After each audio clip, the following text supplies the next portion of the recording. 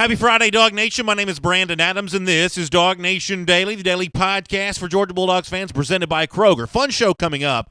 Kind of a deep dive look at something that Jake Fromm did pretty well in 2018, but maybe could do better in 2019. There are some point spreads out from Las Vegas. I think in one particular instance, the folks from the desert have lost their mind when it comes to their evaluation of Georgia, Florida. I'll give you some data that backs up my viewpoint on why I think I'm right on that. We'll have a special guest today to talk about the future of Georgia, Florida, and Jacksonville, and we will preview the Diamond Dogs' big regional starting tonight at Foley Field in Athens as they look to make a big-time run through the postseason. It's going to be a really fun show here on this Friday. We're glad you're with us as DawgNation Daily, presented by Kroger, begins right now. Today's episode of DawgNation Daily is presented by Kroger. More ways to save fresh food, low prices at Kroger. Presented by DawgNation.com. This is DawgNation Daily, the daily podcast for Georgia Bulldogs fans. Here's your host, Brandon Adams. This is a true story. This morning, I was on my phone, drinking a cup of coffee, searching the driving directions from my house to Las Vegas, Nevada. I'll tell you why I was doing that for a very specific reason coming up in just a couple of minutes. It's great to have you here on DawgNation Daily, presented by Kroger here today. Before we get to the Las Vegas stuff, and Vegas has weighed in on the Dogs in a very interesting fashion, before we get to that, let me begin with Georgia quarterback Jake Fromm, because also my morning ritual, my morning routine, it's going to scroll through Twitter and just see what's happened in the world since I've been sleeping. I kind of sleep like a barnyard animal. I go to bed very early. I wake up very early. And so I miss a lot of things over the course of the night. And as I'm waking up this morning, one of the things I saw on Twitter was our friends from Pro Football Focus talking about some stat involving Jake Fromm. I think we have this. I'll show it to you, and then I'll kind of talk about it. So here's the Pro Football Focus college account. Now, Pro Football Focus is kind of a analytics/scouting website, and they cover the sport of football. A lot of this at the NFL level, some of this at the college level, a lot of this at the NFL draft level. They kind of cover the scouting part, the intersection sort of scouting and stats, basically. And so here's what they say about Jake Fromm. That Jake Fromm finished fifth among SEC quarterbacks with 20, quote, big-time throws a season ago. This just seems so made up. He's fifth behind Tua Tagovailoa. You might expect he was first. He had 31 big-time throws a year ago. Kellen Mond from Texas A&M had 25. Joe Burrow from LSU had 24. Jake Bentley, somewhat surprisingly from South Carolina, had 21. And Jake Fromm had 20. Now, when I saw this tweet from Pro Football Focus, I laughed because the honest truth is I don't really know, just based on that tweet, what a big-time throw is. And on the graphic, the fancy one that Pro Football Focus shares, they don't really get into any kind of explanation of what a big-time throw is either. But I do know this. If Georgia's going to win a national championship this season, when it comes to quarterback metrics that are important, Jake Fromm doesn't need to be fifth in the SEC. A big step forward for Georgia in terms of closing the gap with Alabama and eventually getting back to college football playoff and winning that championship. A lot of that, fair or unfair, just rests on Jake Fromm's shoulders. And so we would say that what's the recipe for Georgia winning a national championship? Well, big-time throws, one way or another, is a part of that recipe. Now, between you and me and everybody that might be listening right now, we might all define big-time throws a little differently, and sometimes we have a tendency to redefine these based on looking back to the past more so than actually evaluating them in the moment. But when it comes to Pro Football Focus, I actually did a little research on this, and come to find out, when Pro Football Focus says something like big-time throws, Fromm apparently had 20 last year, fifth best in the SEC. When Pro Football Focus says big-time throws, apparently they mean something pretty specific by this. Let me show you what a couple of their writers have done as far as defining what a big-time throw is. This is a couple different guys there, Sam Munson, Steve Palarazzo, talking about this. A big-time throw is on the highest end of both difficulty and value, they say. While the value is easy to see statistically, the difficulty has more to do with passes that have a lower completion percentage the further the ball is thrown down the field. The big-time throw is best described as a pass with excellent ball location and timing, generally thrown further down the field and or into a tighter window. Now, that last part of that phrase is really important to me. Great quarterbacks throw into tight windows. Great quarterbacks don't need wide-open receivers. Great quarterbacks simply deliver the football where it needs to go. That's good stuff, I think, from the folks at Pro Football Focus, kind of drilling down on exactly what they mean when they say big-time throw. Now, how do we take this and do something with it that matters for our evaluation coming up in 2019. Because when Pro Football Focus describes it that way, I think most people would say, yeah, that kind of sounds like a big-time throw. But in the moment, as we're evaluating a season, how do we know that we're getting enough of that from Jake Fromm? I think we all may slightly have different answers to that question as well, but there's one thing I think that can certainly help us in terms of how we evaluate Fromm. The biggest knock on Georgia's offense going into this season is going to be how do they replace so many receivers that they lost a year ago? How do you replace a Riley Ridley? How do you replace a McCole Hardman? After all, Hardman may be one of the focal points of the Chiefs' offense this season. He was at Georgia last year. How do you replace his absence? How do you deal with the absence of a guy like Terry Godwin, who's a veteran, who had been a trusted target for a number of years? Don't forget Isaac Nada, part of this conversation as well. Statistically, he had a pretty good year for the Dogs last year. That's 4 really prominent pass catchers that Fromm doesn't have anymore. If you want to go back to the end of last season, when Fromm was talking about the level of success he enjoyed, a lot of that success he credited with being very comfortable and confident in what his wide receivers were doing. In fact, here's how Fromm said this before the SEC championship game. I feel very comfortable with our guys anytime they're manned up on anybody. From all the work we do throughout the summer, throughout fall camp, throughout the season, our guys are making plays right now. They're doing an awesome job, creating separation versus man coverage, whether it's zone, whether it's man. Our guys are doing a great job.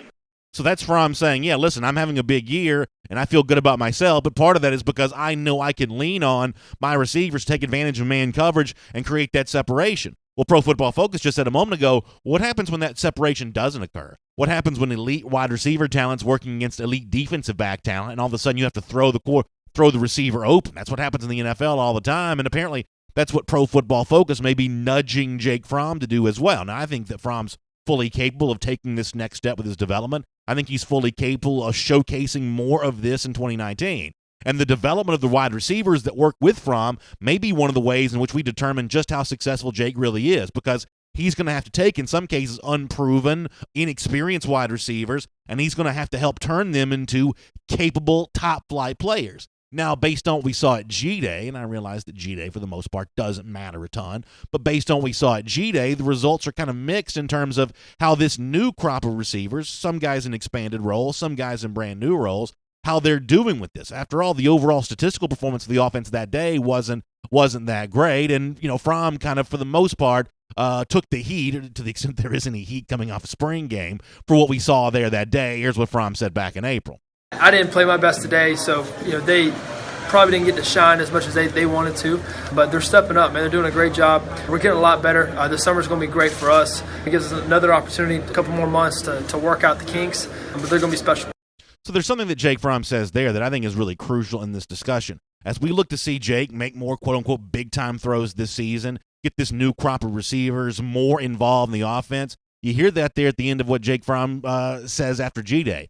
This summer is going to be crucial. It's one of the reasons why the excitement of Dominic Blaylock arriving on campus was so well received, and the anticipation for when George Pickens gets here is going to be so well received, and Demetrius Robertson, who we didn't see on G-Day, getting a chance to be in an expanded role here this season. This summer will largely go on without us being able to see it. The media won't be able to see it. In some cases, the coaches won't be able to see it because these are all voluntary workouts. But you hear Jake Fromm say, the next step for me is having a really good summer with my wide receivers, giving them a chance to grow and establish that chemistry with me. And at one point this spring, Fromm even went into a little bit more detail about exactly what that's like. How do you get that chemistry? How do you set these new receivers up for great success here this season? For Fromm, it comes down to one word, which he uses over and over and over again. Here's Jake again.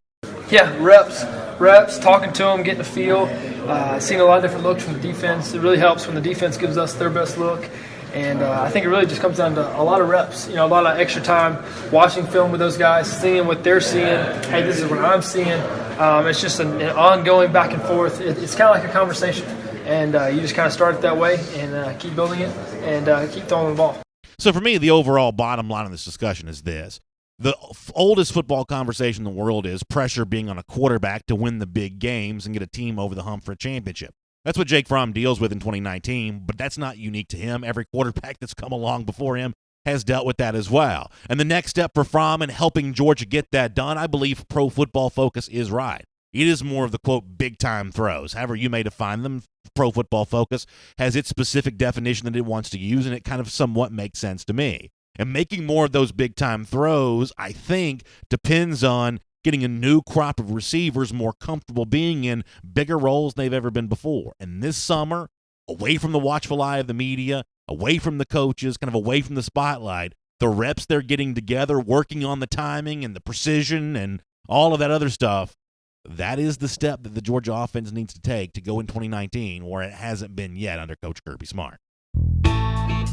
My name is Brandon Adams, and this is DawgNation Daily, the daily podcast for Georgia Bulldogs fans, presented by Kroger here today. Thanks for being with us. We are live on video, 10 a.m., DawgNation Facebook, YouTube, Twitter, on the radio at noon, on Athens Sports Radio 960 The Ref, and we are available as a podcast wherever you find them, including the world-famous DawgNation.com. And as I said a moment ago, huge thanks to Kroger for bringing the entire show to you here today. And Kroger's got a great offer for you right now that I want to make sure you take care of, especially if you've got some summer travel coming up soon. How about getting 3 times the fuel points on hundreds of items throughout the store?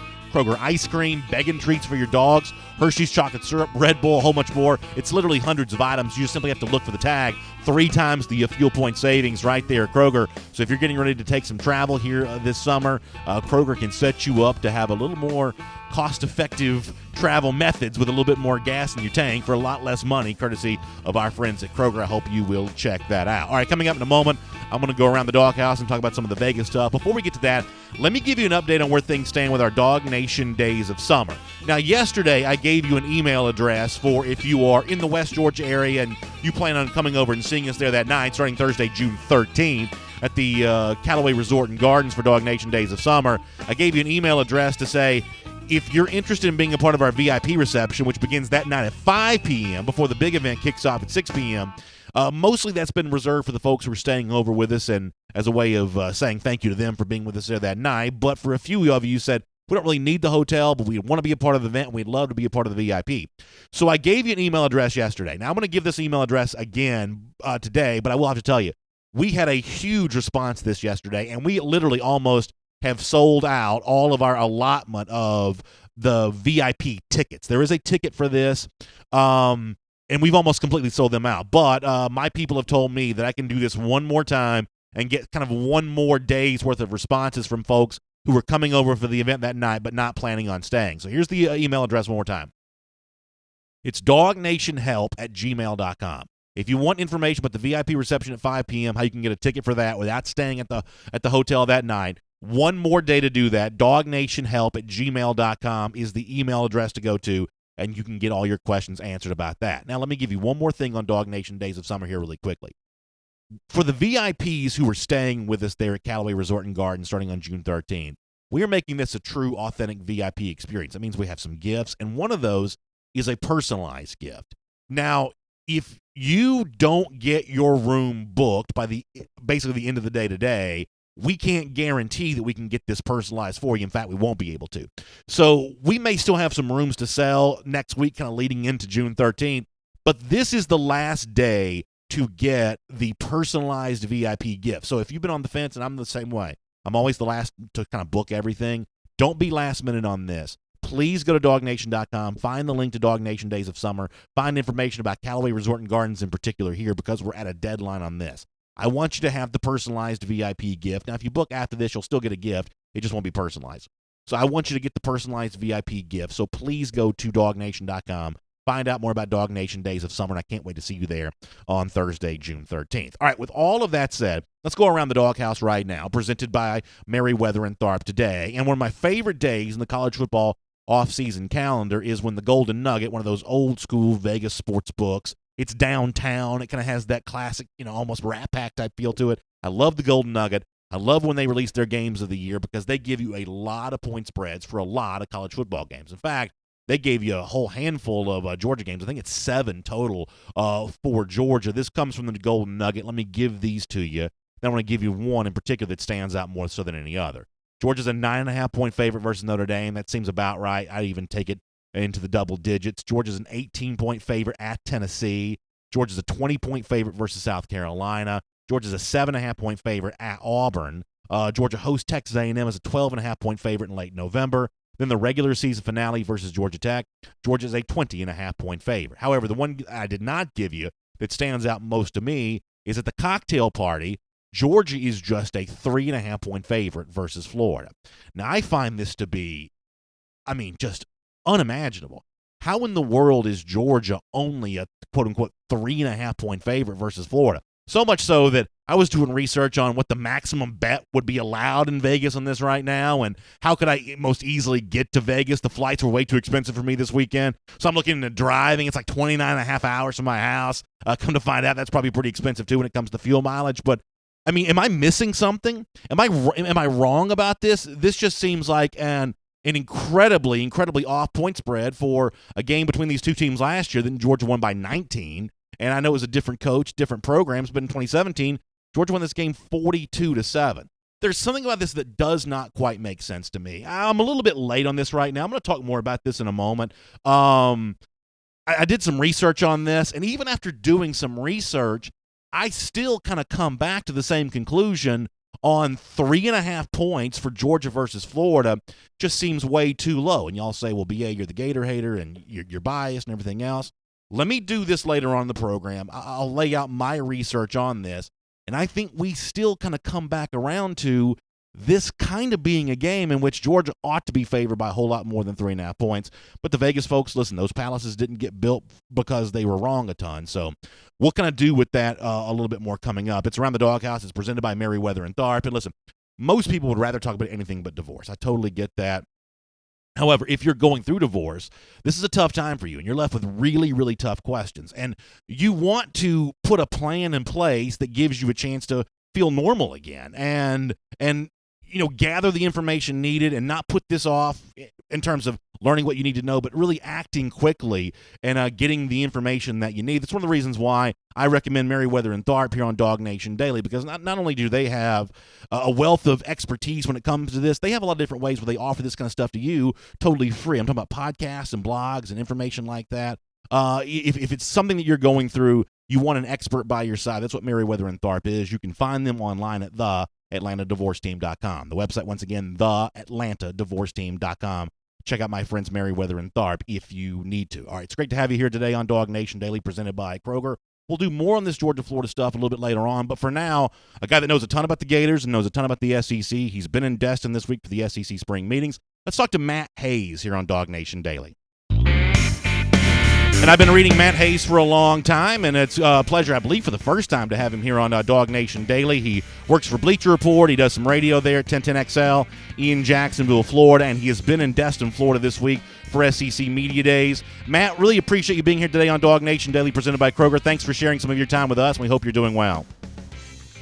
Sure, my pleasure. So let me begin with this, and obviously we come from a Georgia perspective here on this show. That's kind of our thing when it comes to that. We come from a Georgia perspective, but when I see the Golden Nugget out in Las Vegas put its point spreads together for some of its early look-ahead lines, I see Georgia's only a 3.5-point favorite over Florida right now, a team that you're geographically located pretty close to.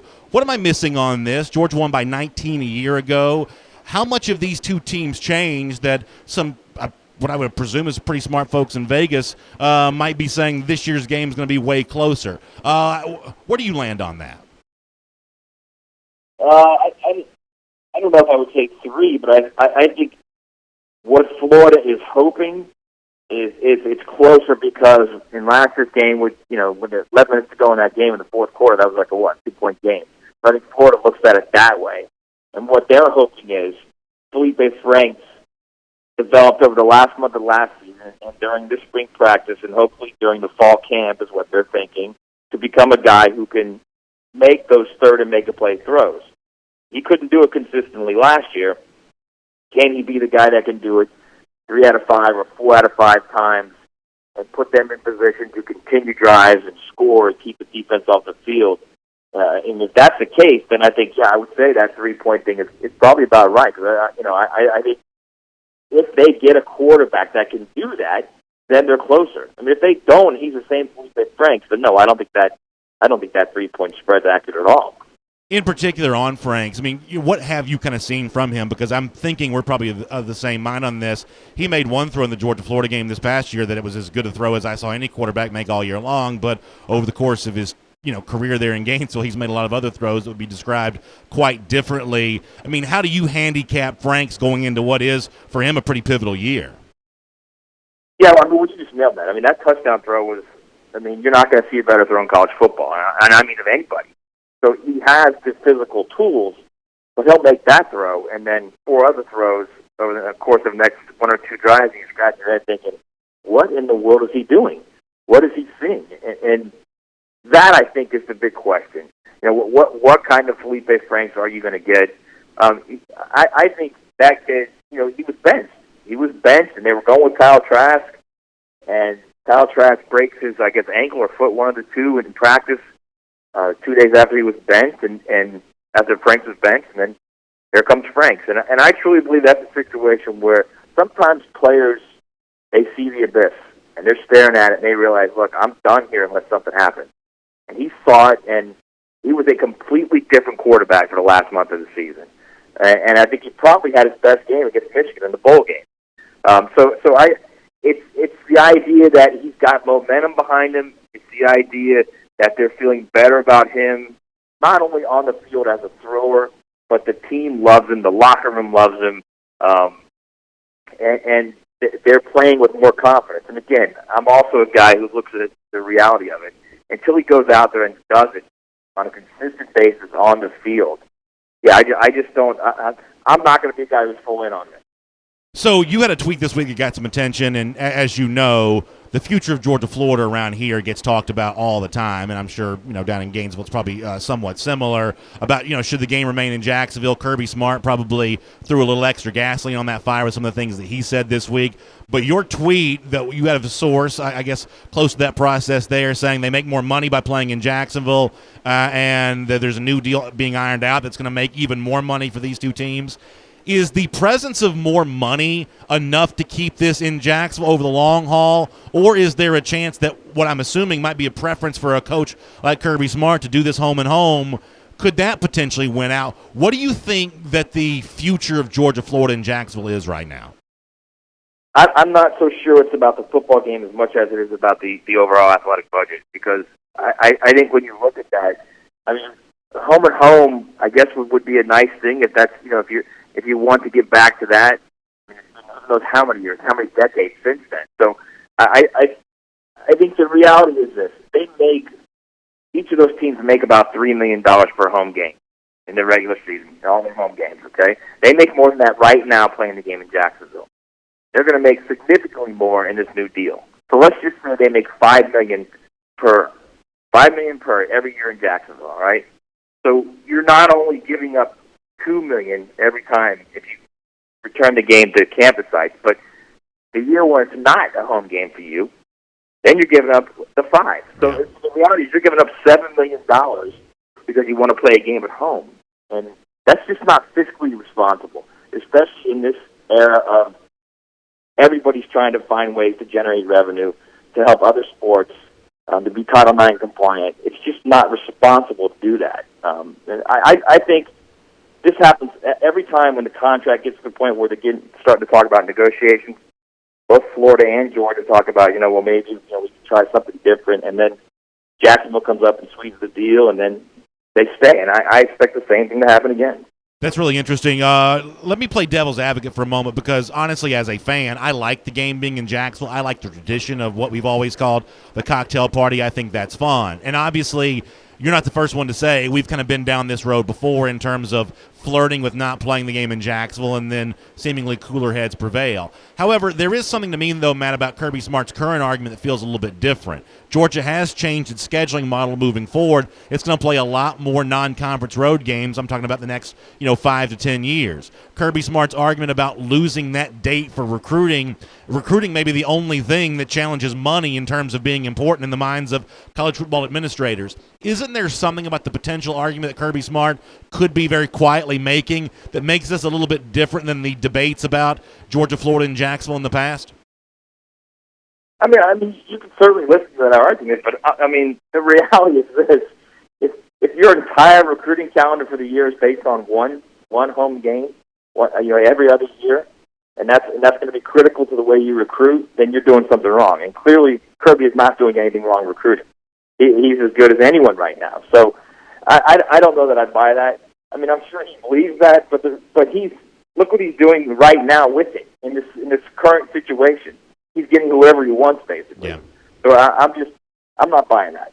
So let me finish up with this. You've been in Destin. You've seen the SEC spring meetings. There's been some talk about the alcohol stuff. Obviously, it seems like Georgia wants to move a little slower on this than some of the other SEC teams might want to. I know the transfer portal's all over the place these days. After having listened to some of these coaches, administrators the last few days and hanging around fellow media members, what's your overall takeaway from, I guess, what you've learned from having been in Destin?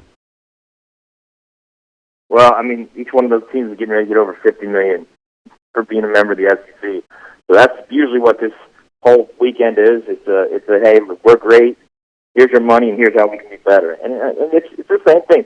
They're being very proactive in the way they're viewing some of the hottest topics in college football right now. It's not just alcohol; it's also the name, image, and likeness deal. And I think they've always been a situation in that league, be it under Roy Kramer or Mike Slides, and now Greg Sankey, where they've been proactive, and Sankey's doing that with the officiating right now. He's being very patient with the whole name, image, and likeness deal because he clearly is not for it, but he wants to wait and see what the NCAA working committee comes back with before he makes a decision on it. So I think that it's business as usual there right now in the SEC, really. So, Matt, you got a lot of places people can find you. As I said, Radio 1010XL in Jacksonville. A lot of Dog fans live down there. Obviously, Bleacher Report. Where else can people find the work that you're doing online? That's it. Bleacher Report and listen 12 to 3 on 1010XL in Jacksonville. Well, we appreciate your time here on DawgNation Daily, presented by Kroger. Hope you enjoy the weekend, and thanks for being a part of the program. Okay, man, my pleasure. Good stuff there. Matt Hayes, Bleacher Report, longtime college football writer. Interesting topics he kind of weighs in there. And, Matt seems to clearly be of the belief that ultimately money's going to win out. It was one of the things that he said I thought was kind of interesting is this isn't just money for the football program, but it's money for the athletic department in general, that this ends up being about, funding some of these other sports. And I'm not capable of drawing the straight line from how all this revenue gets dispersed amongst the other sports, but that's at least something to pay attention to. And y'all know, going back to since this program started, I've been a big advocate for the so-called cocktail party in Jacksonville. That's where I like seeing this game played. I like going down there to the Golden Isles and the Georgia coast and putting my feet in the sand for a little bit, getting a little sun in the month of October. That is never a bad thing. But, as I said to Matt, even though we've done this debate before, and veteran sports writers will tell you, I've been down this road and the game's eventually going to be in Jacksonville, I do think there's something that Kirby Smart is saying now, which makes this a very different kind of debate than we've had before. What Kirby, and by the way, Kirby's no stranger to finances. Kirby is a business-minded guy. He's got business education. He has kind of a marketing mind with the way that he approaches the Georgia football program. This isn't one of these, caveman coaches that doesn't have any concept of anything other than X's and O's.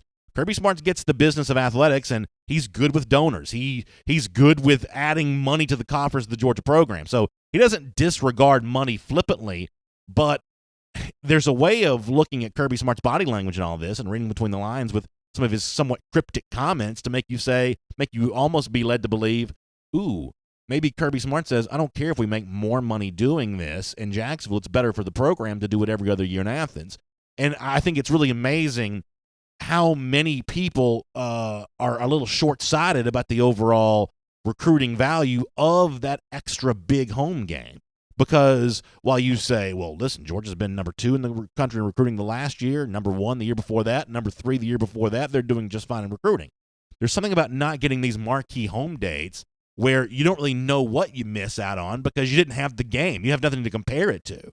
So I think Kirby takes the recruiting part of this seriously. I think when you look at the Notre Dame game this year, the Texas A&M game in Athens this year, these are the games that are going to have the most recruits, and you better believe that Florida, were it to ever be played in Athens, would also be a hotbed of recruiting as well. So I think this is a more complicated subject than we've seen when it comes to Georgia, Florida, and Jacksonville in the past. I think it's going to be really worth paying attention to. Let me also kind of shift gears and change back to where we were before. One of the things we also talked about Matt Hayes with was Georgia versus Florida in Jacksonville. According to the Golden Nugget, Georgia's a 3.5-point favorite. Now, in defense of the Nugget here, there was another, it was Bet Online, I think, that put out a Georgia-Florida point spread not too long ago, and they only had Georgia as a 4.5-point favorite. So this is not the Golden Nugget just, having too many mimosas for breakfast and making kind of a crazy line.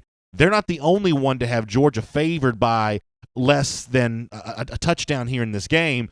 But just because more than one entity has come up with the same conclusion Doesn't mean that I think it's any less foolish. I think it's crazy. Now, I tried to be aware of my blind spot on this because many of you know I make no bones about the fact that I'm a Georgia fan, and as a Georgia fan, I believe good Georgia fans are supposed to be Gator haters. I don't like Florida.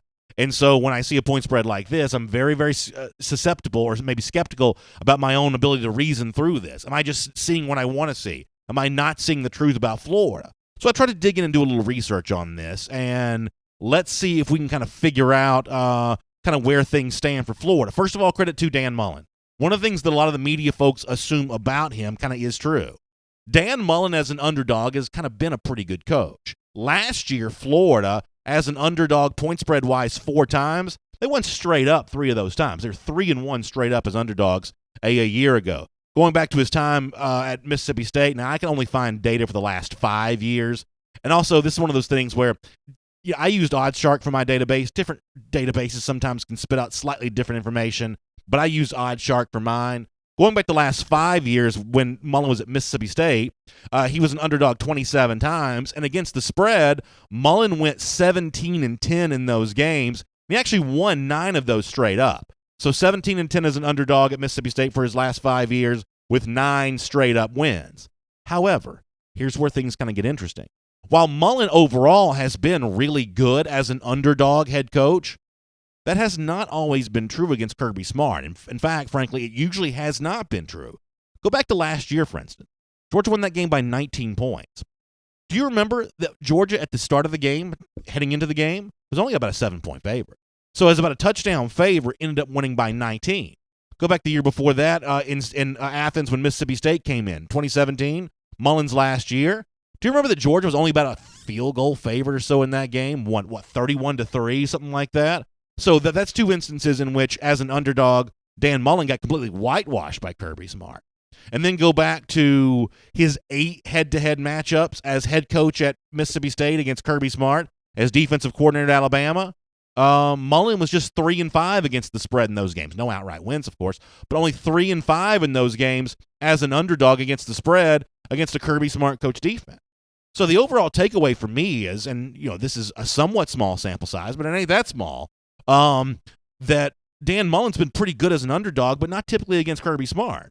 And I think the common denominator for these Kirby Smart coach teams, both as a defensive coordinator at Alabama and as a head coach the last 2 years against Mullen at Mississippi State and Mullen a year ago against Florida, is Kirby Smart had the talent advantage on his side.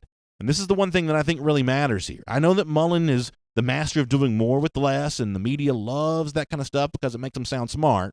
But ultimately, the simplest explanation is usually the most correct explanation. And Kirby Smart just usually has way better players. And Kirby Smart, historically in his career, has used those way better players to dominate Dan Mullen. And frankly, I don't see any reason why that won't also be true in 2019 as well. Let's take a look around the rest of the league. This is SEC Through. By the way, before we do our SEC Through, let me send out a special thank you real quick here, if you do not mind. We had a great gift sent to us here at DawgNation World Headquarters from the folks at Southern Thunder Barbecue.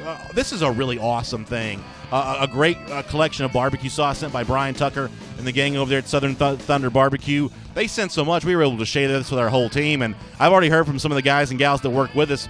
They're already already using this, and somebody was using it to cook last night, and they were already bragging on just how good this stuff tastes. So huge thanks to Brian and the whole gang over there at Southern Thunder Barbecue in Fitzgerald, Georgia. They run a really cool barbecue cooking school as well. So good folks, great friends to Dog Nation. They shared some barbecue sauce with us, and listen, if you want to know the way to my heart, barbecue sauce is a pretty good way to get there. So that is really good stuff all the way around. I really, really appreciate that from the folks at Southern Thunder Barbecue. Let me also do this for a quick second. I mentioned some of the point spreads involving Georgia for those look-ahead lines, the Golden Nugget. Let me do a couple more of those from around the rest of the SEC here for a moment, because I thought there was some kind of interesting stuff worth maybe us chatting about here just for a little bit. Let me stay with Florida just for a moment. Week 0, which is like August the 23rd, 24th, whatever. Florida and Orlando against Miami. Gators just a 7.5-point favorite over Miami right now. And I think this is a very interesting game. Now, this seems like the kind of game Florida's going to have a huge fan advantage in Orlando. Florida seemingly would have a talent advantage over a Miami program having to reboot itself, the new coach.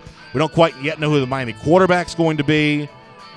I would say be very, very careful as a 7.5-point favorite. And this kind of speaks to kind of where I've been on Florida for really most of the offseason thus far, which is I can't tell you which games Florida's going to lose, but when you look at the litany of point spreads against Miami here, against Auburn later on, LSU later on, you see a lot of these sort of touchdown games. Now, 7.5, slightly more than a touchdown, but somewhere within that kind of one-score window, you see a lot of those games for Florida. And historically, those don't all break the same way. Historically, you typically split your one-score type games over the course of time. Doesn't mean Florida will split those exactly this year, but that's what the historic time-over-time scenario for college football has been.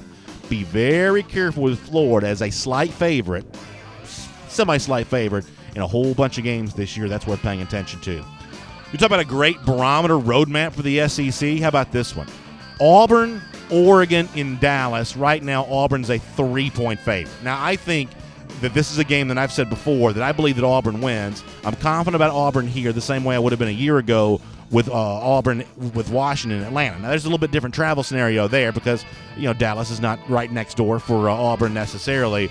But I think Auburn's got the kind of defensive line led by Derek Brown, who came back for his final year, that an Pac-12 team like Oregon just is not going to see a ton of. I think that kind of styles make fight scenario gives Auburn an advantage here. And you want to get a little bit of a window in how the SEC West might go. Look at Auburn, what it either does or doesn't do against a team with a very good quarterback like the Ducks. It'll give you a chance of determining just how deep and competitive the SEC West may be this season. Same weekend, by the way, Texas A&M at Clemson. I put this in here because it was of note. I think Texas A&M's pretty good. And in fair and balanced coverage here, I want to point out that Texas A&M, who I believe is pretty good, Vegas on the road at Clemson has them as a 17.5-point underdog right now. So listen, I'll be the first one to sort of bang on Clemson for playing an easy schedule and bang on Clemson for having a rubber stamp punch ticket to the college football playoff. And I don't frankly think I'm wrong when I say those things. However, Clemson's still an elite team. If you are sitting in the preseason with all the work that Jimbo Fisher has done at Texas A&M, if you're sitting in the preseason, sitting as a 17.5-point favorite on Texas A&M, I don't care where the game's played, that speaks pretty well of what people view Clemson as right now. So credit to Dabo for having a pretty comfortable cushion apparently against Jimbo Fisher and Texas A&M. Credit where credit's due there. Now, final game I want to mention, and I find this to be really fascinating. How about Alabama hosting LSU? Now, I realize that LSU hasn't done anything against Alabama in forever. Doesn't 16 seem like too many points? I mean, doesn't 16 seem a little too much? Connor Riley's shaking his head. He says no. 16 seems a little much for me right now. As I said, I know what the recent history has been. LSU could have played Alabama for 200 years this past season in Baton Rouge. They were never getting over the hump there. Could not get it done. Joe Burrow struggled mightily. I get all of that. I just feel like 16 seems like a lot for Alabama LSU right now, and maybe I'll be proven wrong, but nonetheless, we'll make that your SEC through. Let me also remind you here really quickly before we looked at the Diamond Dogs that when you're dealing with some very serious stuff around your house, cracked foundation, wet spot in your basement, damp crawl space, whatever, you want my friends at Engineered Solutions of Georgia to take good care of you. The reason why we trust them is because they have a full-time engineer on staff. So simply give them a call at a very easy phone number to remember.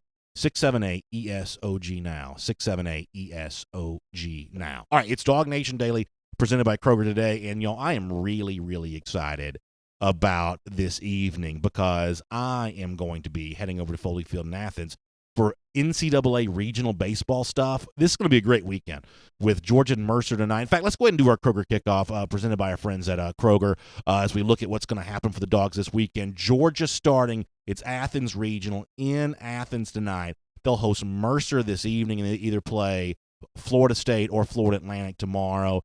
This is a big opportunity for UGA here. To right a wrong from a year ago, Georgia did not get out of the regional. This year, I think Georgia's overall much better team, a much better chance of doing that. And with a chance to host a super regional, which is a much easier path to the College World Series, this is big tonight for Georgia, and it starts with Mercer. And, by the way, one of the most fascinating things about all of this thus far has been the discussion about the choice that Scott Strickland has faced.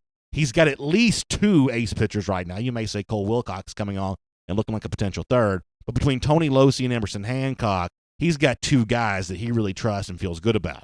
If you want to go back to not all that long ago, would have been unfathomable that Georgia would start a NCAA regional without Emerson Hancock on the mound. But Tony Losey is going to be the guy for the Diamond Dogs tonight. And yesterday, Scott Strickland, the UGA baseball coach, went into some details about exactly why that is. Tony Losey's going to start on Friday night. So Tony's going to get the ball, and we're excited. I believe he's 10-2, 10-1 in games that he started. So we're excited to get him on the mound. He's a competitive kid, and he wants to win more than anybody. Doesn't matter what you're playing him in checkers or basketball or whatever it is. He wants to compete and win. So he's going to get the ball on Friday night. So in the media availability that Scott Strickland had yesterday, when it comes to Losey, that's one of the things that came up a lot, is his mentality, his makeup. At one point in time, Scott Strickland talked about the fact that he kind of pitches angry. In this case, he describes his competitive fire, which is not to say that Emerson Hancock doesn't have those things, but the way that Strickland went into such great detail to kind of brag on Losey for having that kind of demeanor right now, I think that's a pretty good fit for Georgia in this spot right now. You're a heavy favorite in this regional. You're one of the heavy favorites to make the College World Series, and yet you've got the flavor of disappointment in your mouth going back to what happened a year ago. So put your baddest pitcher out there. Put your guy that's going to just take that challenge on in such an aggressive fashion. Now, Emerson Hancock's a really big deal when he comes back around, probably on Saturday. But if Losey really is working with the kind of demeanor that Strickland describes him as having there, and went into more detail with some of the things that he said, I think that's a massive, massive advantage for Georgia in getting the postseason off to the right mental start. I think that Losey has a chance to do that. And if you can give the pill over to Emerson Hancock the next day, all of a sudden you put yourself from a momentum standpoint in a really good situation to make easy work out of this regional, which is not a soft regional by any means. Mercer's played well at the end of its season. This is Mike Martin, the legendary Florida State coach. This is his final postseason appearance there with the Seminoles. There'll be some emotion around that. All things being equal, Florida Atlantic's probably a pretty good team there too. So there's a lot going on here. So starting with a Losey tonight, working towards maybe Emerson Hancock on Saturday, gives Georgia a real chance. In fact, speaking of Hancock, Scott Strickland also talked about him a little bit as well. Emerson pitched on Saturday for 3 consecutive Saturdays, so he's in that routine. Tony was going to pitch on Friday if we were playing at Hoover on Friday, so he was kind of prepared for that. So it's more than anything just staying with their routine where they were. Emerson missed a couple weeks, just a little bit of a lat strain, and he came back in the Auburn weekend, pitched to Auburn, pitched to Alabama, pitched at Hoover. So our pitching is set up. It threw a little bit of a curveball for us. Winning 2 games, now we got to play on Saturday. We did not want to get those guys out of the routine too far, and that's why we threw them both on Saturday. We tried to win that game very badly on Saturday, get to Sunday, so we threw both of our guys, but also keeping in mind to keep them fresh for this tournament. So Tony's going Friday, and most likely Emerson is going Saturday. We haven't named that yet. We're preparing him to go Saturday, and that's the direction we think we'll go. We've said before that my concern is I'm not quite sure how much hitting Georgia has. Does it have enough to get to Omaha? Does it have enough to get the College World Series? One thing we saw from the SEC tournament in the games that Georgia did win is they had plenty of timely hitting, and that may be what they use. But there's no question whatsoever when it comes to the 2 guys we just mentioned, Losey and Hancock, and Cole Wilcox kind of factoring that as well. This team's got an Omaha level's worth of starting pitching right now. My expectation is they truly use that to your advantage. It's a Kroger kickoff presented by Kroger. By the way, speaking of Kroger, when I go to Kroger, one of the things that I love is that real dairy milk that comes from Georgia cows. One of the things that I love about Kroger is their support of local agriculture. My family, we love milk. I'm talking about the real stuff, not that fake processed stuff that's not good for you. The stuff that builds your bones and makes your teeth better and just tastes good. My wife uses an ingredient when she cooks. I drink milkshakes all the time. I just love real dairy milk from Georgia cows. I get mine at Kroger, and I think you should too. All right, to wrap up our show and wrap up what has been a very busy week for us, let me remind you, speaking of those lousy, stinking Gators, that there is now, what is our Gator hater updater to? Yeah, 944 days. How about that? We are really watching that climb, and I think, based on what I said before, I think we're going to watch a whole nother 365 days worth of this stuff climbing even beyond this upcoming season's game. But I do love it when those point spreads come out for some of these games, even if I don't agree with them all. I love them all because it just lets us know that we're getting that much closer to the start of the season. Seeing the coaches at SEC spring meetings this week kind of get you there as well. There are a few of these corner polls that we have to turn to get towards the fall and the start of the season, and sure enough, one by one, we're knocking them all down, and we're getting where we need to go. But before that, we got summertime. DawgNation Days of Summer's coming up soon. Don't forget, if you want to be a part of our VIP and get your special personalized VIP gift, go to DawgNation.com. Get registered by the end of the day today. You got to do that. We'll see you next time on DawgNation Daily, presented by Kroger. All right, everybody, thanks so much for being with us, and I guess I should say, and on video. Time now for your questions and comments. Huge thanks to Connor Riley, who ran the show today by himself. It's kind of a one-man band on the other side of the glass. We appreciate his hard work on that. I'll also tell you about our friends at R.S. Andrews, air, heating, plumbing, electric, pretty much all those positions. We think of R.S. Andrews as our utility player here around DawgNation Daily. And, of course, this time of year, you're probably thinking more about the air than anything else. So if your house is hot, let R.S. Andrews cool you down. Check him out online at rsandrews.com. All right. Time for your comments. We did not do a summer Q&A today, and I apologize. We just didn't have time. I had 1,000 things I was trying to get into the show today, and so I apologize for no summer Q&A. By the way, Connor Riley wants to join us. Quick little update here. Julian Fleming, the nation's #1 wide receiver, announced he is committing to Ohio State earlier in this hour. Georgia was a quote-unquote finalist there. They never really seemed to be too much involved with that. And I guess the death knell on that for Fleming, and thanks for the update, I guess the death knell was, and Jeff briefly mentioned this on Before the Hedges on Wednesday, he was supposed to take an official visit to Georgia, and he never did, right? He canceled that official visit. It was supposed to originally be this weekend, but he decided to move up his sort of commitment timeline and ended up going with the Buckeyes. Well, there you go. So Georgia loses out on that, but if you want to go back to some of the things that Jeremy Birmingham said yesterday, he would say that Georgia maybe is favored for Marcus Rosemy right now, the young man from St. Thomas Aquinas, and I think that Jeff Santel has essentially insinuated the same thing there, so that may be the direction that Georgia's going when it comes to the wide receiver position right now. I do think wide receiver is probably not getting enough attention for Georgia right now in its 2020 class. I'm looking to see how those things get addressed. I'm looking to see how much guys like a Rick Gilbert or possibly Darnell Washington are kind of considered receiver options for Georgia too.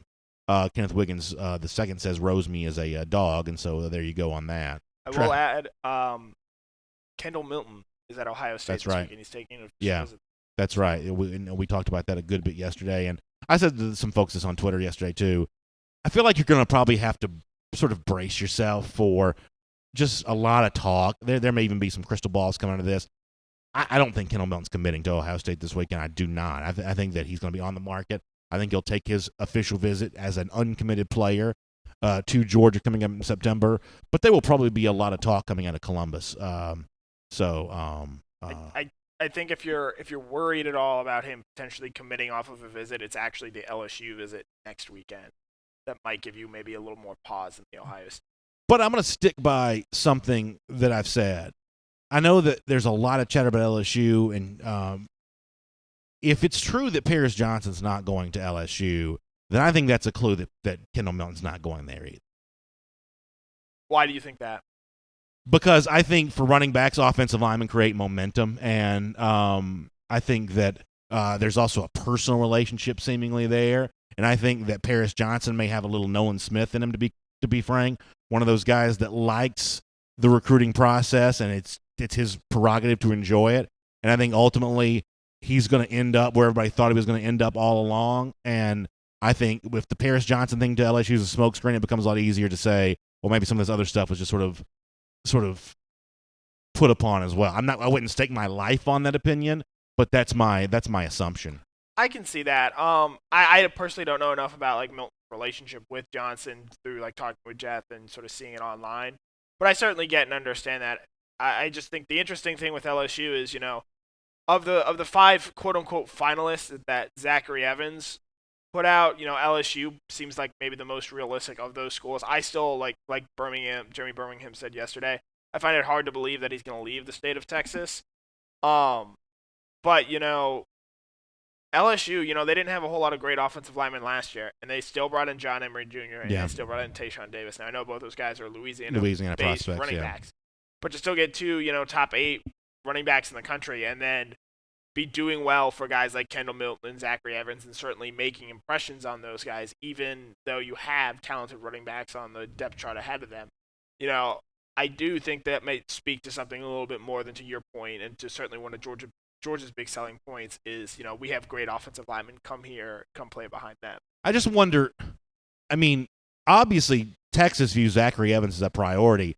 Why do you think he's dragging them online so much? Not putting them in the top 5. I mean, I think we all said, "Ooh, I wonder if they're really out of it," just given the fact that we've seen this kind of stuff before. Like, what do you? Somebody's even told me about some comments that Evans has recently made about Texas. What do you think? Like, what does he want from Texas that he's not getting? I guess. So he had an interview with 247 Sports where he basically sort of put the onus on Texas. Like, I want to go play for national championships, and right now I don't think Texas is that caliber of a program. And so I think this is maybe him sending a message that, hey, if Texas, if you really want to be in my recruitment and you want to make a difference and have a possibility of landing me, you need to go out this season. And you need to not lose to Maryland. You need to not lose to Oklahoma State. You need to go out there, go 11-1.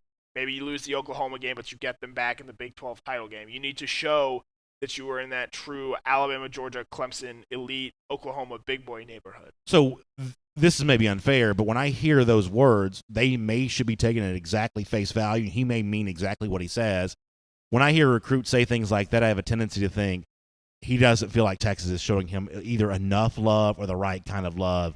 That always, to me, is kind of a message of, you got to make sure you're recruiting me a little bit harder. You're not rolling out the red carpet enough for me. And I'm not saying that as he's some sort of prima donna or whatever, but I don't necessarily take that statement at face value from Zachary Evans, although maybe he means exactly what he says. But I sort of take that as hey, make me feel like the best player in Texas. Make me feel like the guy that you can't live without. Gary and Christian Gudelsano says, BA, the good news, I ran into a Vols fan here in Panama, and they too hate Florida and think Dan Mulligan is a big joke as well. I also like Dan Mulligan as a play on Mullen's name. By the way, our buddy Wise Dog on Twitter wants to make sure I give him credit for the Mullets name, going back to the Paul Feinbaum stuff the other day. So pretty funny stuff from Wise Dog there on Twitter on that. I feel like we did credit him the other day, but I want to make sure that everybody knows that he's the one that started all of that. Barry Watkins says, when it comes to the Georgia-Texas comparison, we lost to Texas, so what does that mean?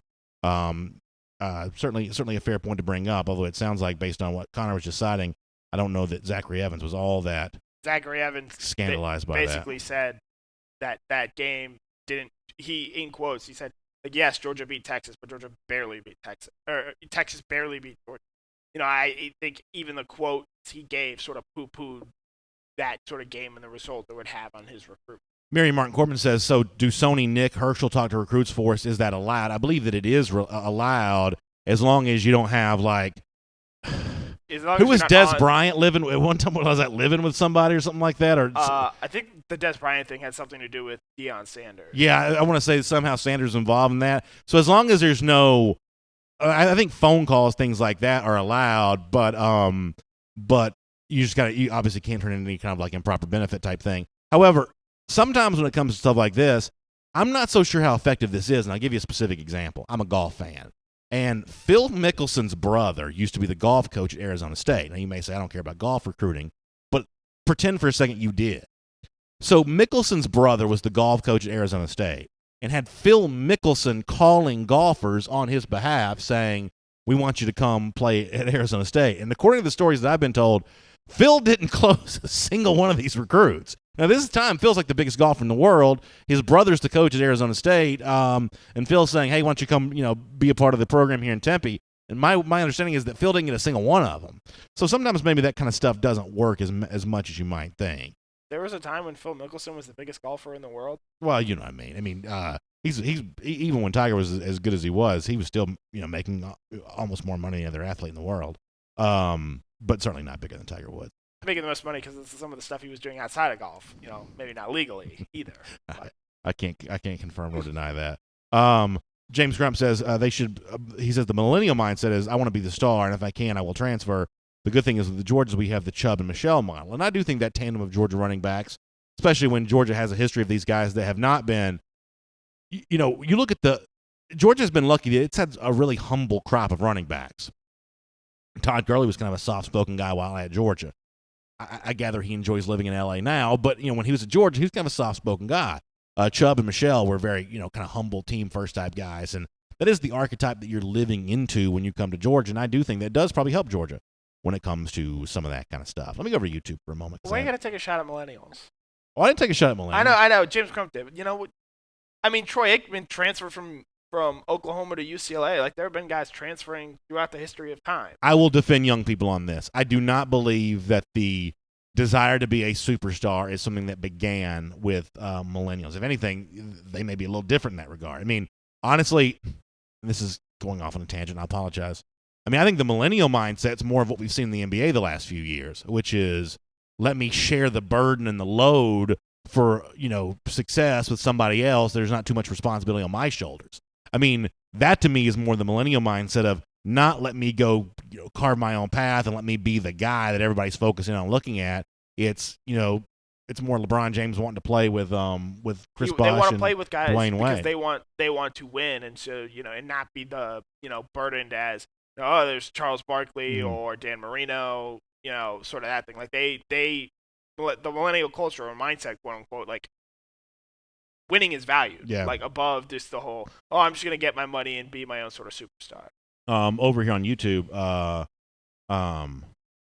Double R says, as crazy as it sounds, as bad as we played against Texas, we were still in the game. Yeah, I mean, Georgia did play terrible, but still had its chance to win. And honestly, I mean, when Mike Johnson was on the show shortly after the Sugar Bowl, and he, Mike's got no reason in the world to, tout, Georgia, when he was like, the game doesn't mean anything to me because we were in the same situation. We came back, won the national championship the following year.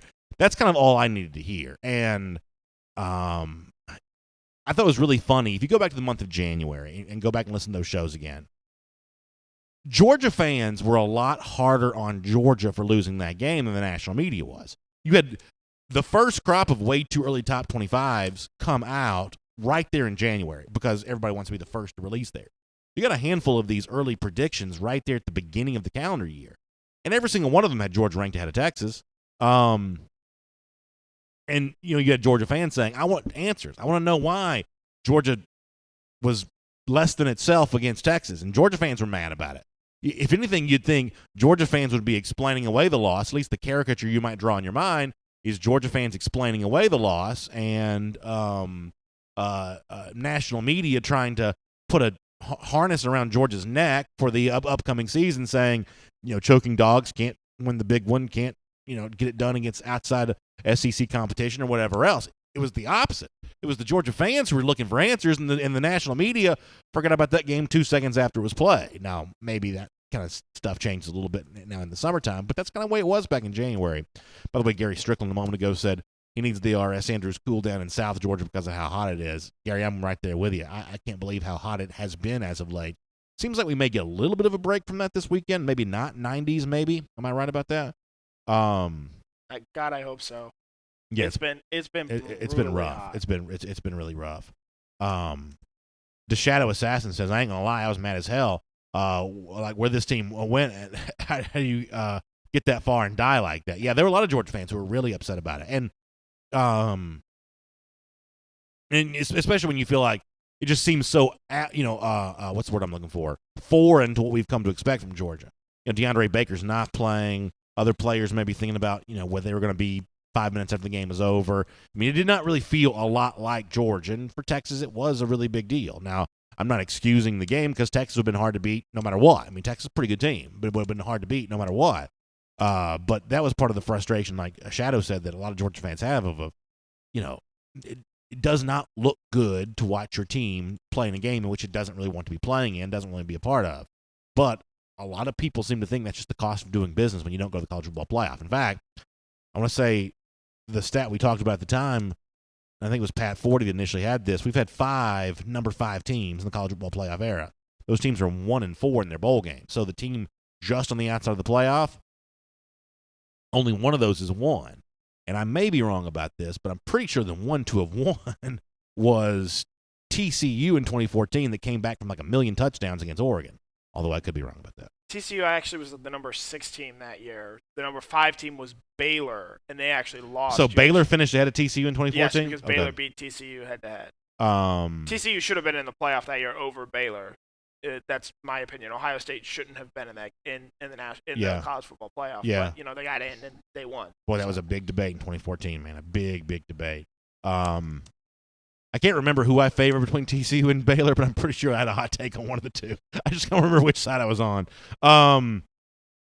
Jarvis Hanna says, BA, it's been 5 years with Georgia having a running back rush over 1,000 yards. Brian Harry needs to get 1,000 yards this coming season. Yeah, listen, I think that would be a great thing for Harry, and because I think it would tell a great story of, for 2 years in a row, Georgia running backs who have been patient and waited their turn have been rewarded in a big way. And listen, I know Elijah Holyfield's the draft situation for him didn't go the way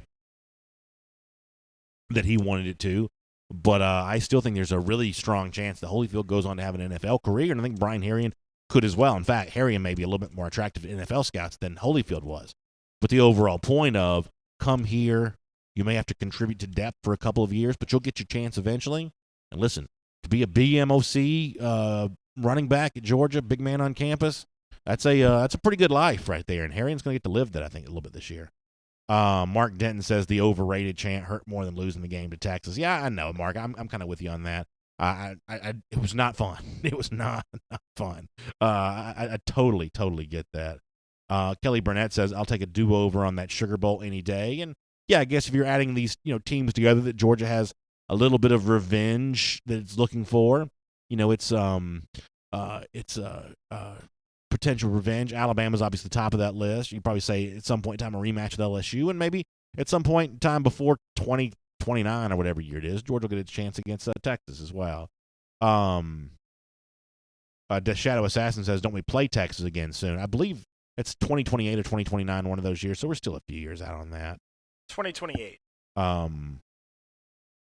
Yeah, so that'll be here before you know it, but still a little ways away. Will Marlowe says, I want Texas to win the Big 12 and we win the SEC and play in the semifinal and we beat them. The problem with that for me is, and I don't disagree with your sentiment, but the Texas fans, while they may have done the overrated chant, and somebody mentioned that a moment ago, Will didn't mention that. The truth is I don't remember a single Texas fan talking trash on Bourbon Street that night at all. Texas fans were just they were there, but they sort of lived with their reputation as kind of not really being that into it or something. I don't know. They seemed happier to be in New Orleans. They were I didn't really walk away with this with a whole lot of distaste for Texas fans, the way that you can walk out of some other stadiums feeling some strong distaste for a certain SEC fan base or two every now and then. I didn't get that vibe from Texas fans. Am I misremembering that? No, they were pretty nasty, quote unquote, during the game. Were they? Yeah. You on the field? You heard this? They were doing some stuff. Let's also not forget that their monstrosity of a mascot, some giant cow, just attacked Uga for no reason whatsoever. I think Bevo should be put down. I think he should be put down. I don't know if you can say that without PETA coming after you. No, it's what you do when an animal goes after. That was a wildly unsafe situation beyond just Uga, but for the people in that area. Clearly it can break out of whatever its cage was with no issue. And if there had been a giant steer roaming the field and delaying the start of the Sugar Bowl, Plus, here's the other thing, and I will take this to my grave. Bevo sucker punched Uga because here's one thing that people don't realize is that bulldogs, the reason why they're called bulldogs is because they can jump up and bite the bull by the neck. So that's what he's genetically trained to be able to do. But when he's kind of shielded, Bevo comes around kind of free on that. It's essentially the thing of if you punch somebody who is being held back by somebody else, that's essentially what Bevo did to Uga. Honestly, I think a rematch where they both are, staring each other straight ahead, I don't think it goes the same way. Now, I'm not looking to see it happen, but I don't think it goes the same way. It was talked up as a friendly meeting between the two mascots, and Bevo certainly was just like, no, I'm just going to try and punk Uga here, which wildly unfair. Yeah, listen, I was not. J.C. Howell says that's a lot of steaks. Now, that I cannot condone, although I do love steak. Chris Staley says, going after BA's argument, Uga should have been put down after going after the Auburn player. No, it's a totally different thing. The Auburn player invaded Uga's space. He was taunting Uga, basically. You don't think you have a right to defend your dwelling? For a bulldog, wherever he stands, that's where he lives. So the same way if someone invaded your house, I would support your right to defend yourself. I support the Uga's right to defend himself against Robert Baker. John Chappell says this conversation is veering off the road rapidly. Yeah, that's probably true. No summer Q&A today. I just didn't have time to get into the program. Anybody got anything on their mind or anything? Kind of interesting. There was a column Jeff Schultz wrote yesterday, sort of him saying, this game should be moved out of Jacksonville, and the only reason it's in Jacksonville is because of money. I feel like this is the first time in the history of the Georgia, Florida, Jacksonville argument, it's starting to feel like I'm on the losing side here in that, like, I steadfastly believe this game should be kept in Jacksonville. And it does feel like even if this contract keeps it in Jacksonville for the next couple of years, I do sort of start to feel the tide turning and more support be in favor of moving this game out of Jacksonville. I think that it's ludicrous to say, though, that money is the only thing holding in Jacksonville. Now, listen, money is ultimately the thing that decides everything in college football, so I guess I sort of get that. But this is where I have a problem sometimes with, media not being amongst, like, the rank-and-file fan, because if you and I were to have this debate with our audience, YouTube, Facebook, everything in between, and talk about this Georgia-Florida game, the pocket of Georgia fans, and it's somewhere around 50-50. I don't know what the exact breakdown is, but it's somewhere around 50-50. The 50% of fans who argue to keep this game in Jacksonville, there's not a single one of the fans of this show that's going to say, it's just too much money to move the game out of Jacksonville. That's what, JoJo Sports Writer says. I mean, in fact, we had one on the show say that a little bit earlier, and that's what, other sports writers may, kind of point to as well. It's about the money. But for the average fan, that's not the argument in favor of keeping the game in Jacksonville, no matter how much money that it is. It is about the fun of the cocktail party. I mean, if this ultimately gets changed, the way that it's going to be felt by people is not, well, Georgia turned down more money to benefit its recruiting. It's Georgia fans are going to do without fun because that's what Kirby Smart wants. That's the way that the real world scenario that's going to play out. The media will never cover it that way, but that's what it really comes down to. Georgia fans have to swallow hard and say, man, I really love being at St. Simon's on this Friday night and the young kids and their frat beach stuff. Although I guess frat beach has pretty much been taken over by non-UGA students anyway, right? Yeah, to an extent, yeah. Still a lot of as you well saw this past year, it was still a destination for a lot of college kids. Oh yeah, listen, I'm the oldest married guy in the world. For some of you young single guys, you would have given anything to trade places with me for the cocktail party this past year. I think I was literally at King and Prince Resort the only male on the entire floor in which I was staying. I'm talking about for some of you young guys, this would have been your just dream scenario. I think I was the only male on the entire floor. Now, I'm also old and married, so that doesn't really matter anything to me one way or another. But for those of you who are not, you would have felt like you hit the jackpot, I'm pretty sure. And going back to why this game, people say, recruiting is a thing Kirby Smart brings up a lot. If you're the other side of that coin, though, is you're giving Florida another primetime game for them to host recruits and them to bring in guys in either an even or odd year whenever they decide to play this. I imagine it would be an even year because the odd year Georgia would probably want that game to be in Athens. You're giving Florida, another sort of big-time recruiting weekend, and recruiting right now is one of the pretty clear, distinct advantages where Georgia has a massive, massive leg up on Florida, and I actually think giving Florida an extra home game, an extra big home game, helps them a little bit more than giving Georgia a home game against Florida. So I'm going to do something that I never do and advise against. I'm going to use short-term thinking. Based on the way the programs are going right now, if Florida had an extra recruiting weekend, they're not going to do much with it because they had their own spring game to themselves. They couldn't even get DeMarcus Bowman, couldn't get him on campus for that spring. I mean, they can't get guys on campus. Now, they'll get every 3-stars from Lakeland to come and stand on the sideline. But if you gave Florida an extra recruiting date right now, they're just not going to do that much with it. Now, you say, well, this decision would last for years and years and years. The next coach at Florida will probably be a better recruiter, and at some point in time, I'll probably regret saying this. But based on the short-term scenario, I'd be more interested in what Georgia can gain. I would be worried about what Georgia might lose, giving Florida a chance to host people, because I just don't think Florida's capable of using it. And that's not just me, kind of being on brand and bagging on the Gators. I truly believe that is the case. By the way, John Akaki in our Facebook comment section says he doesn't believe that Georgia or Florida have ever lost out on a championship because the game is in Jacksonville. I believe that John's right about this, and I think that's an important thing to add into this discussion.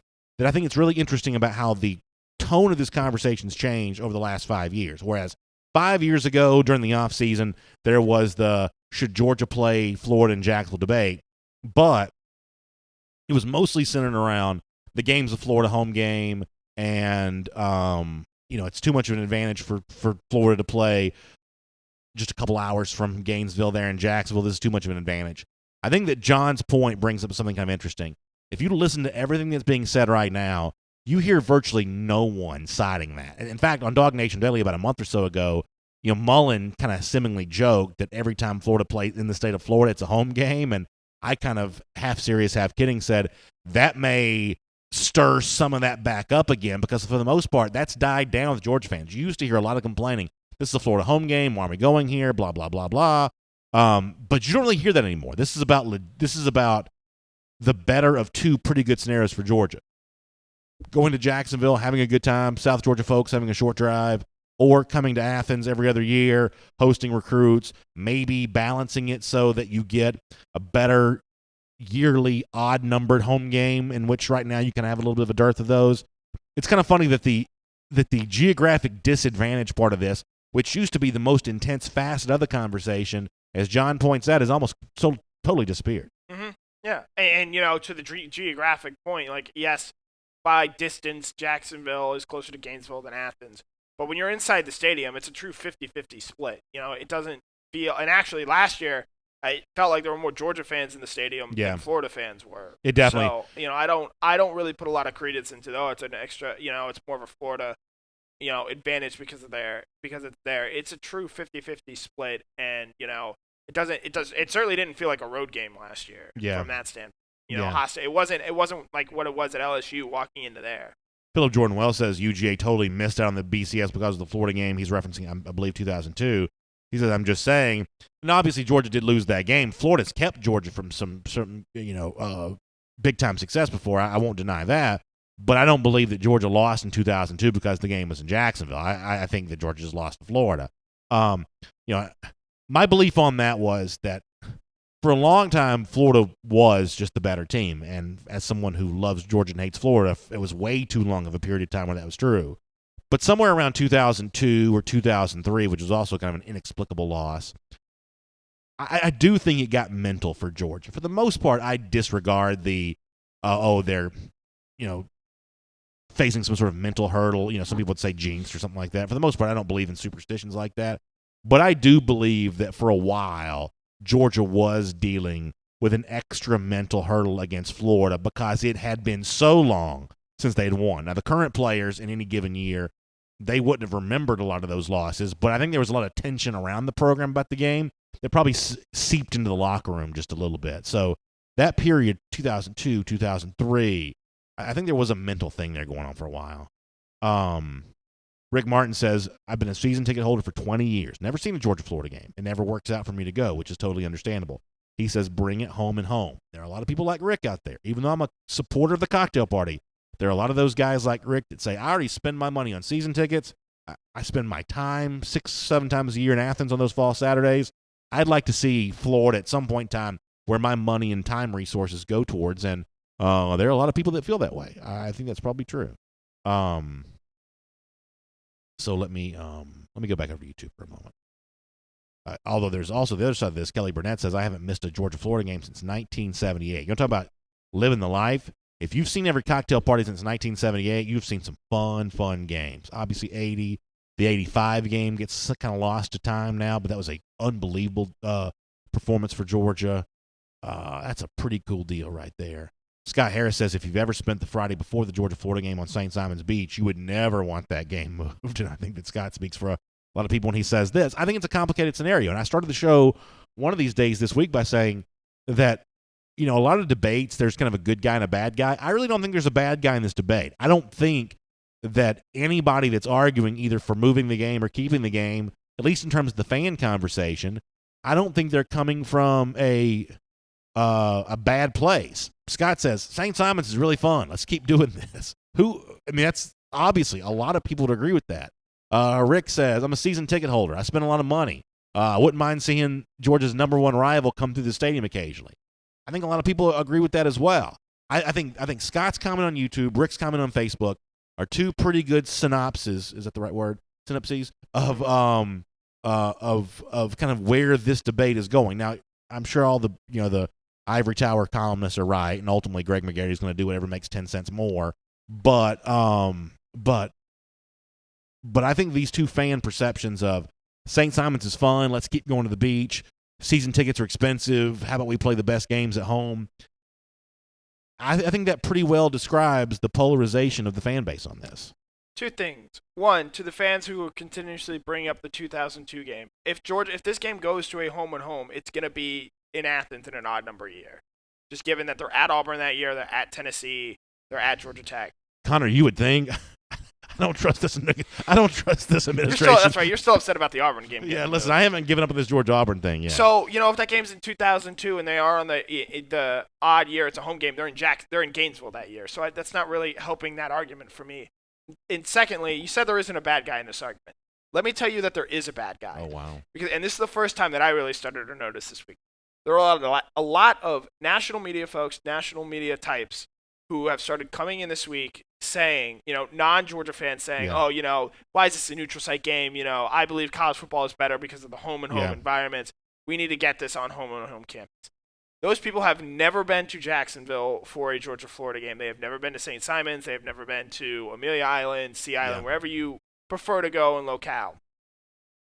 That's bad. That's outside people coming in trying to legislate and tell the people that this rivalry means the most to, hey, this is how this game should be played because this is just the way the rest of college football does.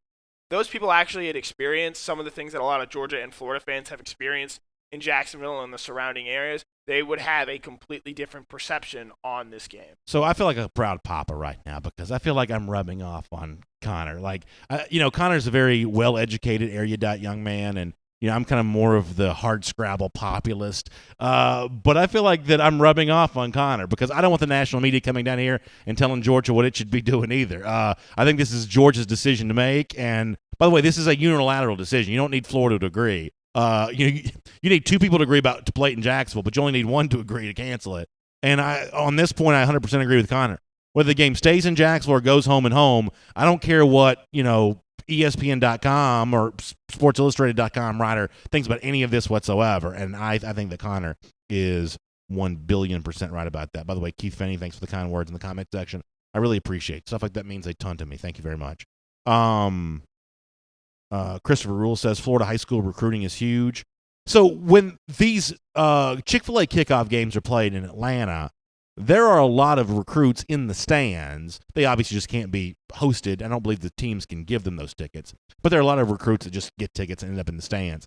I wonder how many Florida recruits, state of Florida recruits, end up in Jacksonville as, in this case, what essentially counts as a fan at the game. I wonder how many recruits are attending the game. Because in Atlanta, you have a good many that attend the games. Right. I do think that, if I'm remembering correctly, Kyer Elam, a Georgia target at the time, was at the Georgia-Florida game this year, and he ended up, picking and going to Florida. So I don't know how much that game actually swayed him. Yeah, I don't know that it sways anybody one way or another. Yeah. I just would be curious to know how many recruits are even in the stands, because in Atlanta they are a pretty good many. Again, I may catch some flack for this, but I believe the true hub of Georgia high school football is sort of in the metro Atlanta area.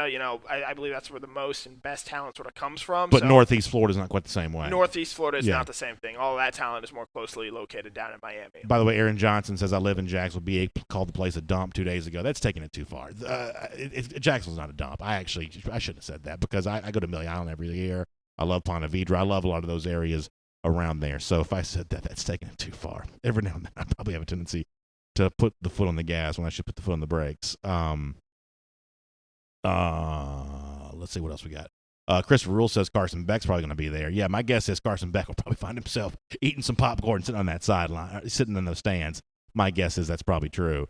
How about over to Facebook again? Justin Tyler Ferraro says, we love going to Jacksonville game every year. We call it Jacksonville, Georgia, yeah. But I understand the recruiting advantage that home and home gives a program. And yeah, listen, I have really softened my stance on this. There's two things that I've softened my stance on. I used to be a hardliner for Georgia only wearing 2 uniforms and a hardliner on Georgia always playing Florida and Jacksonville. I used to be a pretty hardliner on those two, what I think of as traditional positions. Now my stance is, if we put it to a vote, I would vote for Georgia not wearing black jerseys. And I would probably campaign for other people to vote the same way. But if the majority of Georgia fans felt differently, I'd sort of be fine with it. And Jacksonville's kind of my thing too. If we really did have, like, if Brian Kemp said we're going to have a referendum and we're going to, everybody's going to vote and we're going to decide where this game is going to be played, I'd vote for Jacksonville. I'd campaign on keeping it in Jacksonville. But if 51% of Georgia fans said, no, we want this thing every other year in Athens, I would say, well, then that to me is the right decision. I truly am kind of in favor of what the majority wants when it comes to these couple things. By the way, Gerald Harmon lives in Jacksonville there as well. One of my favorite things about Jacksonville is that Jacksonville Bulldog Club. There are a lot of good Georgia folks down in Jacks for sure. Arsenio Askew says, my first Georgia versus Florida game was 2010. We lost in overtime 34-31. Boy, that was a tough one. It wasn't a game. It was an experience. I'm for Atlanta and Jacksonville rotation. So that's kind of interesting. People do occasionally bring that up. Mark Rick was, I think, the first one to probably say, how about a rotation that also includes Atlanta as well? Honestly, I think Georgia goes with Atlanta plenty as it is. Yep. I like playing in Atlanta when there's trophies on the line. There's a chance they play 3 straight games in Atlanta this year. Boy, one could hope. Wait, how would it be 3? Oh, Atlanta, Georgia Tech. Yeah. Boy, you want to talk about happy days. Happy days. John Chappell says, I went to many Georgia-Florida games. It was a lot of fun, but I never lost sight of the fact that we were in the state of Florida, no matter that was a 50-50 split. And I understand that. And I've heard Mike Griffith said that on our show yesterday about Georgia fans pumping money into the Florida economy. But, I mean, that Georgia coastal economy benefits from this thing in a big way. And it's not just, by the way, St. Simons. Remember, there are a lot of Georgia fans as a way of kind of, in some cases, saving money, or in some cases just because of a personal preference. They stay in Brunswick, and they stay in St. Mary's, and they stay in, areas around there. Those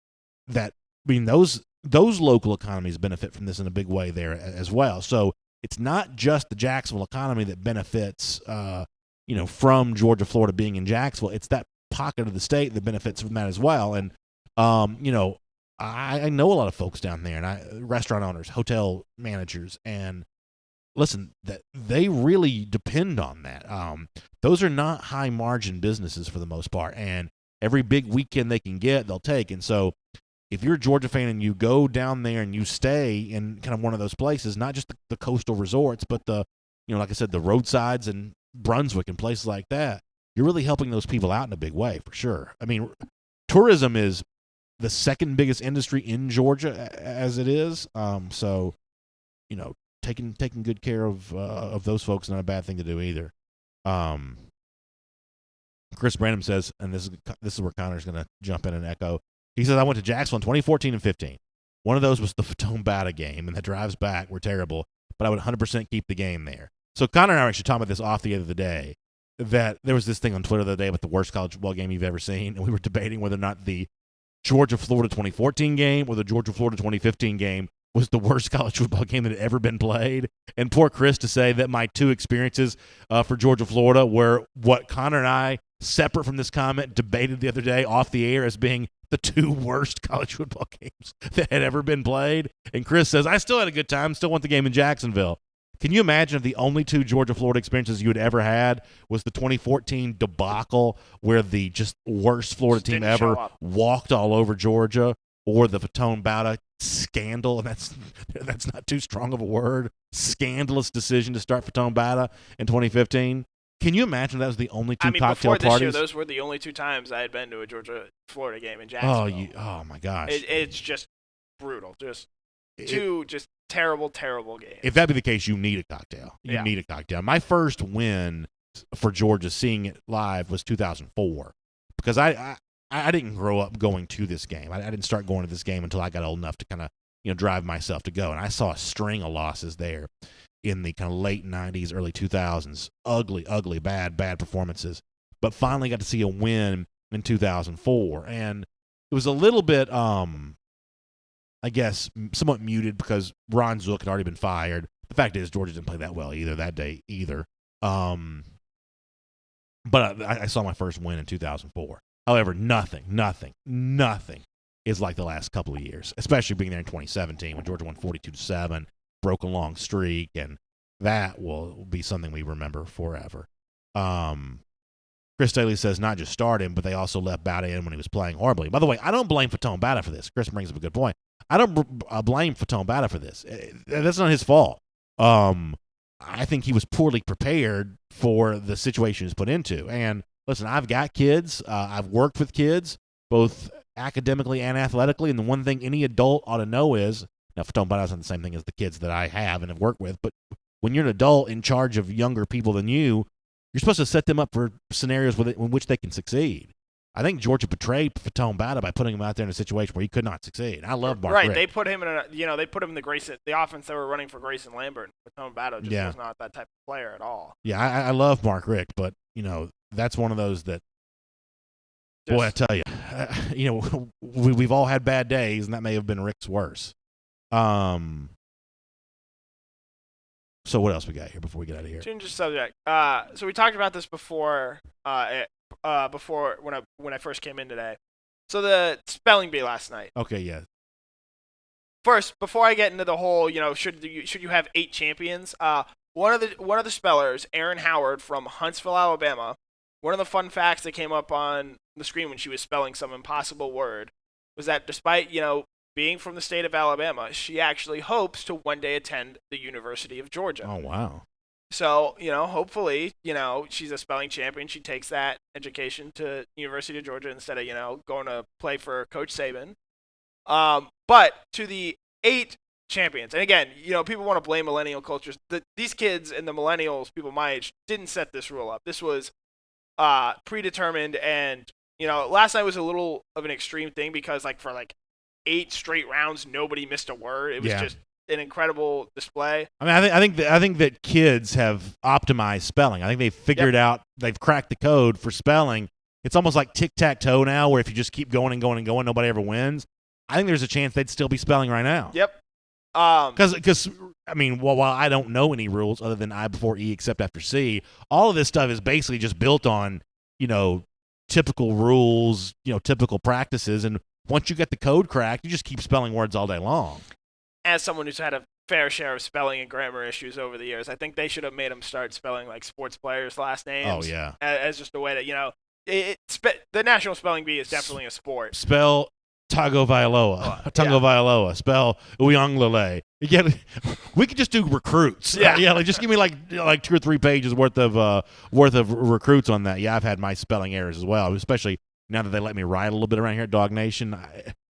The thing I can't stand are words that are not spelled incorrectly but used incorrectly, because spell check won't help you with those. How is it that we have all this technology but spell check can't tell when you put the wrong version of some kind of word? Yep. Like the other day I used peaked wrong. And of course there are always people smarter than me that notice that kind of stuff, and ultimately I don't care on my own behalf, but I hate to put a misspelled word out there into the universe. So you saying something kind of brings up something, and I may regret saying this 2 seconds after I say it, but you said that 8 spelling champions is too much. Let me workshop an opinion, and y'all tell me if this is just wrong or not. I think we're getting close to that scenario when it comes to high school football state champions. I think we're getting to the point of having too many classifications, to the point where kind of watering down state championships. I think, how many classifications do we have in Georgia? 7 now? I think there's 8 actually. If you're counting single A to private. Public. I think that's too many state champions. So I have a retort to this, because obviously I've spent a lot of time thinking about this. When it works out that there are 8 classifications, and Georgia's not the only state that does it this way, and there are certainly states where there are 6 or 4 classifications, they should have a playoff with those 8 teams, them playing each other. Oh, can you imagine? And then a one true state champion. Can you imagine? That's absolutely how it should be decided. Because forever, now the movie Hoosiers is based on obviously a real story, but forever Indiana fabricated with lies, but either way, don't ruin the story. Indiana had one true state basketball champion. Yep. I totally understand. It's way easier to have different size schools playing basketball than football for a million reasons. I completely get that. But the idea of having one state champion for the whole state is fascinating. Kentucky had one state champion for a long time too. I don't know that anybody still has one state champion. They absolutely should and need to. Like, it needs to be like, no doubt, this was the best team in the state of football, regardless of classification. Now, I don't know if this is true anymore because the truth is, other than recruiting, I don't follow high school football quite as closely as I used to. But back when Buford was a AA school, I think there's a chance that Buford could have maybe won the tournament. That's sort of my point, that, some of those, 2, 3, 4A schools that, based on enrollment size might not have a chance. There are years where, like, Carrollton, they would have beaten a ton of 8, or Carrollton's a good 7, example. 6, 8 teams. Back when, like, Dontavius Russ was there in some of those teams. Yep. Yeah, James Bryant, by the way, Deep Grant, kind of weighing in and saying that's pretty good. Oh, Scott Harris brings up a good point. Now, this is older than you, Connor, but you're gonna go back to the day when Lincoln County, led by the legendary coach. What was his name? Legendary coach, and also Garrison Hurst there as well. Lincoln County, back when there was only one single A, Lincoln County won the single A every dadgum year. You put Garrison Hurst with Lincoln County as a single A school in kind of a all classification tournament. I'm not telling you that they're going to win the whole thing, but there are a lot of bigger schools that would not have been able to tackle Garrison Hurst for sure. For sure. And it would have been fascinating to see in 2016, 2017, 2016, that loaded Grayson team, potentially go up against Trevor Lawrence as a sophomore. Yeah. Although, credit to Blessed Trinity, yep, with a lot of guys that, were much lesser heralded recruits than Lawrence, Blessed Trinity beat Trevor Lawrence. They're the last team to beat Trevor Lawrence. Credit where credit is due for that. That's a pretty good job by Tim McFarland's bunch over there. J.J. McMillan says, though, don't forget, Clinch County did beat Lincoln County with Garrison Hurst for sure. Y'all remind me, though, what is that legendary coach's name? Why am I blanking on Larry Campbell? Thank you very much for the Red Devils. Legendary coach. James Bryant's laughing at me because I called him legendary, but I can't think of his name. You got to understand something. I'm getting to that age now where I'm doing well to remember anybody's name. It's really weird because names have kind of always been my thing, sort of in a way, but I've gotten bad with names, Shaw. I feel like I'm just kind of, I don't know what, getting bad with the names.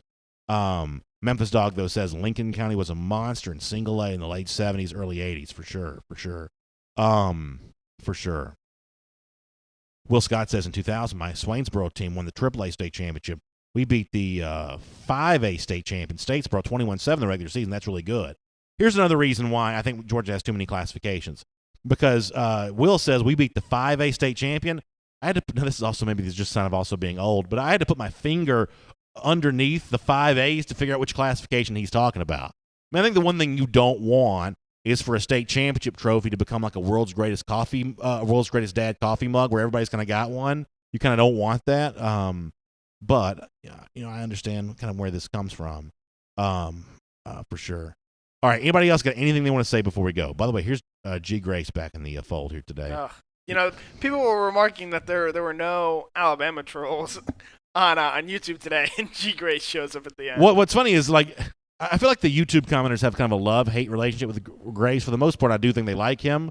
I think sometimes Grace just rolls in here in a bad mood. Or maybe he's like the Joker. He just wants to watch the world burn. I think that's kind of his thing sometimes. He just likes watching the world burn. All right, anybody else got anything they want to say before we go? I think that's all. Is it all anybody's got? Looking forward to Diamond Dogs tonight. Y'all watch the games. That's going to be fun. This is kind of a cool deal. I didn't know this. Wally Roberts says that Vince Dooley gave Lincoln County their red pants. That's kind of cool. I do know that the old Granite Bowl in Elbert County, when I was a kid, the scoreboard that Georgia had at Sanford Stadium, they eventually gave that to the Granite Bowl over there. I knew that. I did not know about the red pants. Maybe Lincoln County should give them back. I wouldn't mind seeing Georgia wearing red pants on the road. If I didn't think that some of y'all would then turn this into like 15 different alternate uniforms, I'd be okay with the red pants on the road again. That's kind of what I grew up with. That'd be fun. All right, we're going to go. Big thanks to everyone. Mark Godfrey, thanks for the kind words. You'll have a great weekend. Huge thanks to R.S. Andrews for bringing the R.S. Andrews cool down to you. Air, heating, plumbing, electric. They'll take good care of you. Don't forget, if you want to be a part of our DawgNation Days of Summer and you want the personalized VIP gift, we may still have some rooms left over after today, but your chance of getting the personalized gift, this is not like a phony deadline. It just takes a while to get stuff made. So we've got to lock that down after today. So please take advantage of that. Boy, words are hard sometimes. We really want to see you there, and we're really looking forward to that. It's going to be a lot of fun.